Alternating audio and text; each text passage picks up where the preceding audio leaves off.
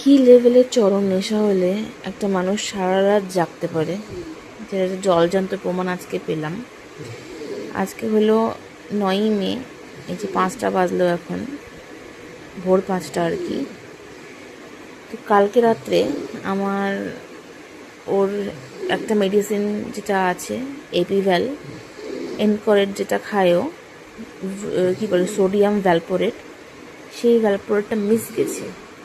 মানে আমি রিস্টকে রাখি আমি, কিন্তু আমি এবার লক্ষ্য করতে পারিনি যে মেডিসিনটা নেই, যার জন্য সারা রাত এই ছেলেটা জাগা।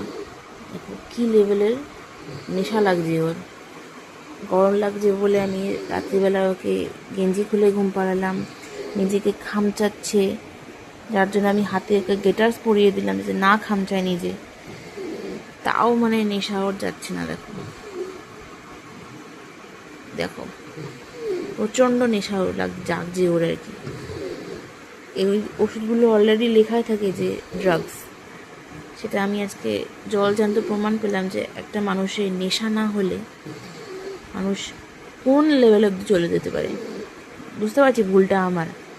দেখো দেখো কিছুতেই এই জিনিসগুলো থামছে না। ও সারা রাত জাগা থাকলে যা হয়, মানে একটুখানি ভুল আমার। হ্যাঁ,